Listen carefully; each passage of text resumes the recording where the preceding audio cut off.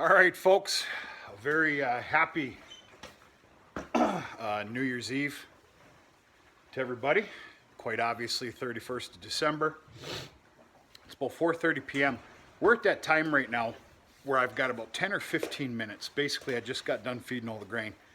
I got about 10 or 15 minutes that I usually abide by. Quit that coughing. To take on a couple of odd jobs, maybe stock something up, whatever, and let everything finish their grain before I kick the hay in. I'm all caught up, so I figured we'd do a quick video. It's been a little bit. Took some good time off, some days off to enjoy with friends and family. Christmas was great. Fantastic day, everything else. So anyway, yeah, like I said, everything's finishing their grain. We're gonna head out and look at the heifer lot as well. Now, over here is Baldy. What you doing, Baldy? Huh? You old little rascal, you? So, we're gonna explain this here. And by the way, she's full-fledged on grain. I bet you she didn't eat more than 1 pound of the Startina, the Purina Startina. Once I brought her in here Christmas Eve, she's been on grain ever since. She's a small little tyke. I hate to break anybody's heart, but I'm gonna just go ahead and level with you. Being her age and everything else, she's really never gonna amount to anything in size. I don't know how else to put it, but she's doing real good. So when I first brought her in here, there was a heifer in this pen that needed to be transferred out to the heifer lot because I believe that I am going to keep her for breeding reasons. Here, get out of there. And so obviously I started looking at the size difference and I'm like, okay, got to make a change there. Basically I need to pick out some smaller calves and get them all together. Well, I'm here to tell you, she's doing fantastic in there with those 3 bigger than her calves. They treat her real well. Like I said, there's no competition here. They've all got plenty of adequate room to get their feed and everything else, and they treat her real well. She's doing real good. She's gonna stay there. And of course, you got a couple other pens here. These pigs are basically done with their grain. We got Big Bertha out. We'll talk about that a little later. We're having some fantastic weather here, and our 15-day look ahead just looks unbelievable, actually. I should have started this video right after grain. You pigs are done too. Full-on barn cleaning this morning. Pens all get cleaned every day, but the barn cleaner only gets run every other day. So as you can see, nice, empty, clean barn cleaner. Never ends, ready to be filled up with manure tomorrow morning. But yeah, a little stockpile in here today. Threw down some more of the soybean straw. Continue to be just happy with it. A couple days ago we had, it was about 1 or 2 below zero. I knew it was coming, so anyway, we brought this out and everything else. Well, I'm here to tell you, if I'm not mistaken, if memory serves me correct, last year I was basically done using that, and we got a big cold snap like a few weeks later, where it merited needing, I call it the salamander, job site heater, whatever you want to call it.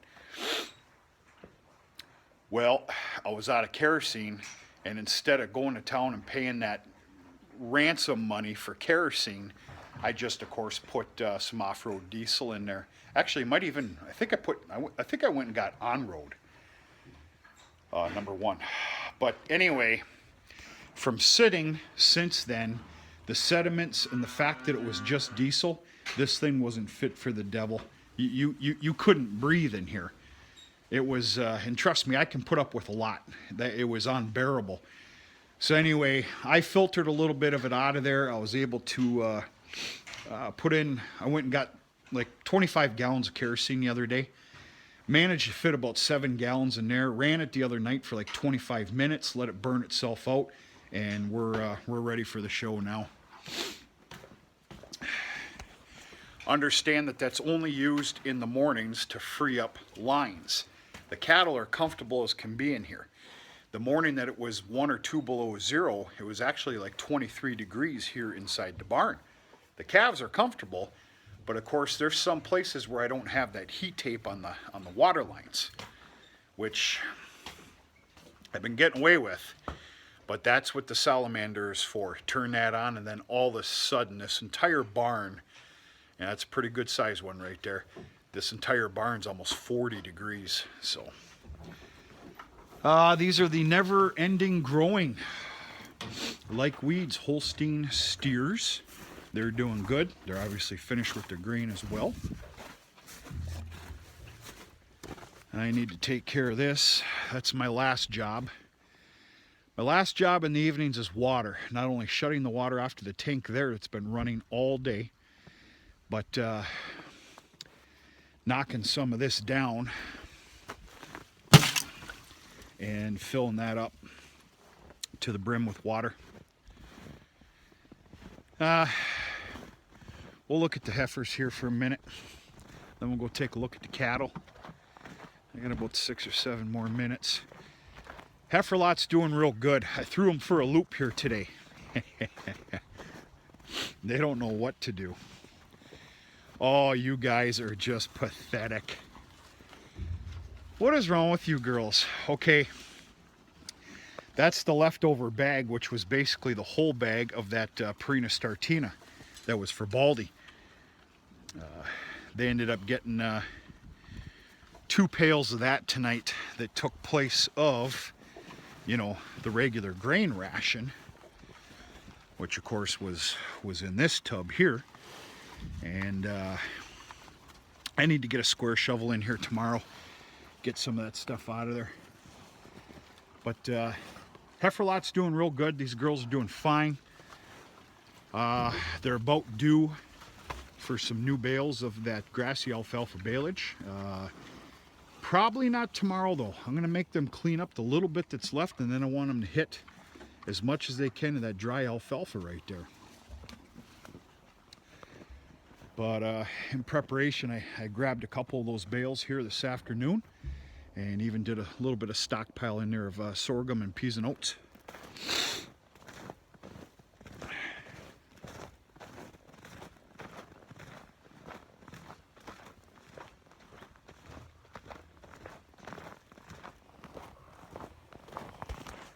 So thus far, I'm extremely happy with the water program back here, but we haven't experienced the dead of winter yet. That could change.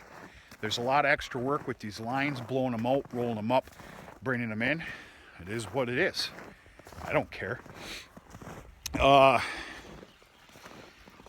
So depending on the weather, like this morning it was nice and pure sun, starting right away in the morning.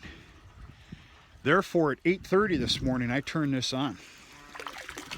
And this has not stopped running since. If you got a cold, blustery morning, they're not interested in water. Not these pigs, anyway. I usually won't turn the water on till about 10:30, 11 o'clock. And it'll run all day up until, you know, evening chores. When I'm completely done with chores, that's when it all gets wrapped up, regardless. Then, of course, their water source is in the corral shelter, automatic water. Let's make a little room here. Huh? You're fine. Eating on some hay. Fed a couple of dry bales. No, actually, this is the only dry bale this morning.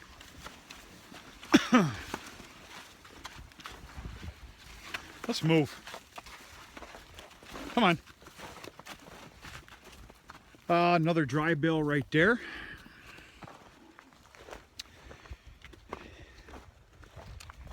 And then this morning, like always, there was 2 bales of high moisture fed. And this morning it ended out to be bale of sorghum. And I can already tell you right now, this is not the hybrid. It's very easy to see.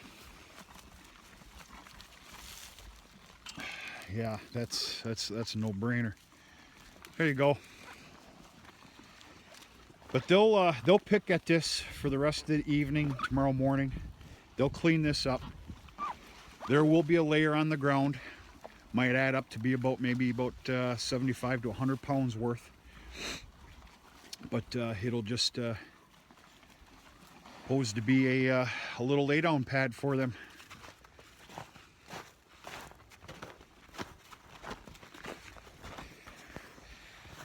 Not very happy with some peas and oats right now. The peas and oats was a fantastic crop. It was the way it was wrapped. I didn't wrap it differently, but there's some different wrap on there. I buy the same stuff. Same stuff for the last 3-4 years. But there was some different wrap on there, which, you know, beggars can't be choosers. I'm going to tell you something right now. If that same wrap is on there next year, I'll be taking it off and just putting mine on immediately instead of letting it run out. It's awful. God awful. Every bale that has even 50% of that wrap, or of course the whole thing, is just garbage. Not completely, and it's in areas like this one, for example. This bale, this was fed yesterday morning. Hey girls. And that's just, there's no call for that. And I'm here to tell you it's because of the wrap. What are we thinking about over here? Huh? Yeah. All right, ain't gonna bother you.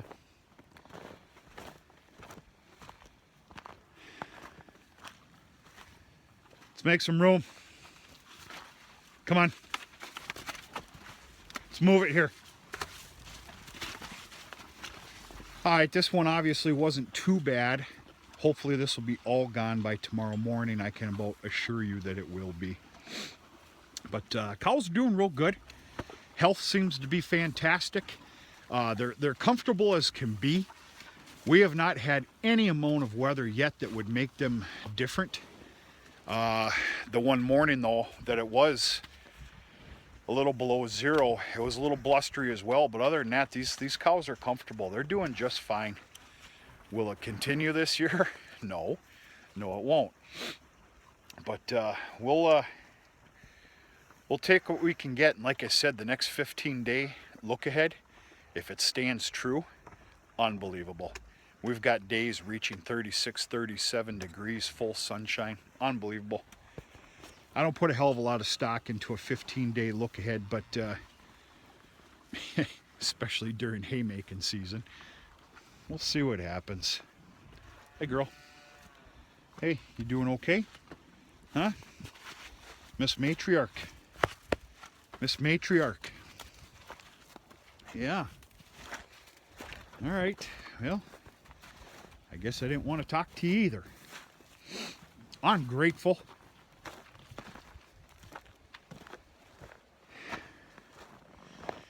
I got 2 mineral tubs out here. I think I stated on an earlier video. You know, I'm all about wind and rain. You can't beat that stuff. But it's basically reserved. Well, I go a little above and beyond, but it's basically reserved for calving season and breeding season. Right now, this time of year, I want them to still get their mineral. But you know, I'm going to use the words, I cheapen it up with the stockmans, which is great. Now they don't clean that up like they do wind and rain, but they're getting their mineral source, and yeah, win-win. Hey, girl.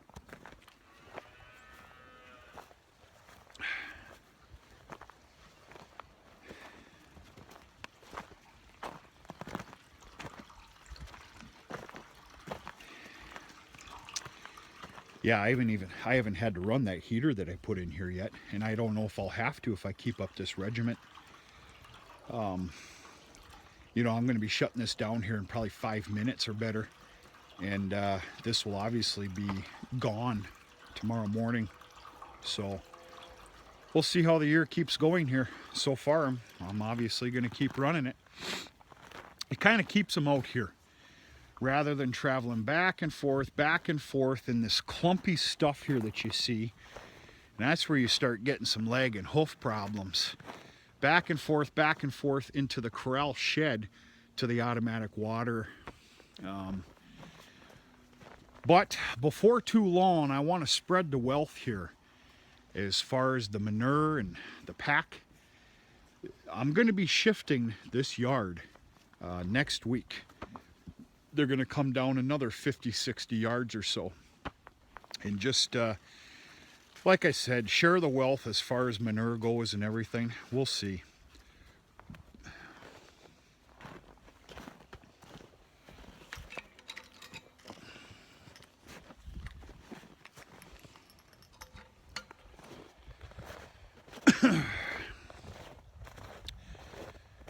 Yeah, you see that stack of round bales right there.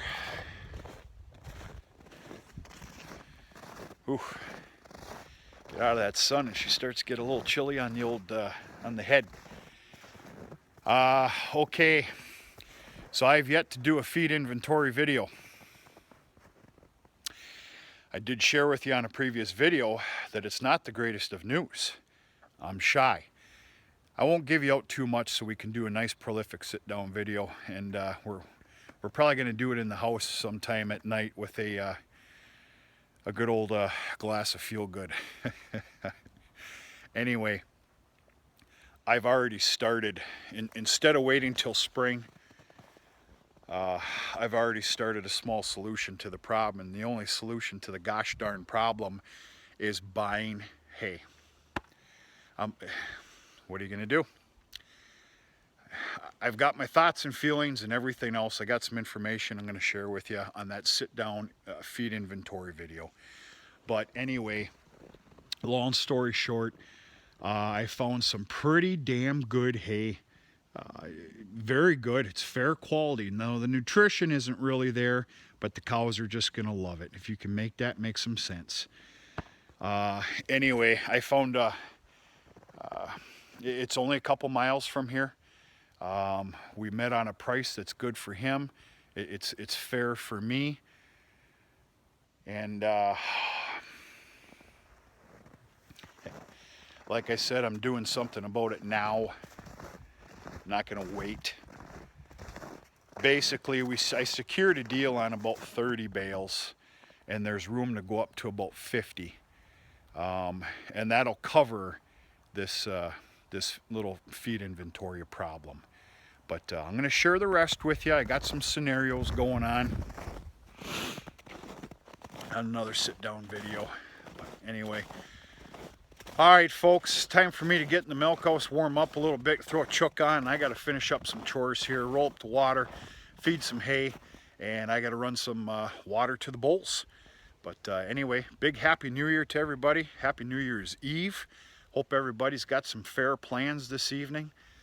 You know, stay safe. Don't do anything too stupid.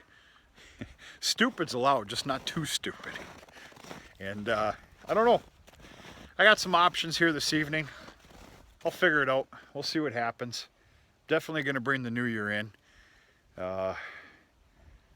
Yeah, I can assure you I'm not going to be up at midnight.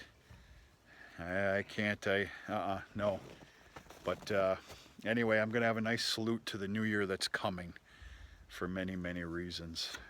We'll go from there. But we're going to talk to you sooner or later.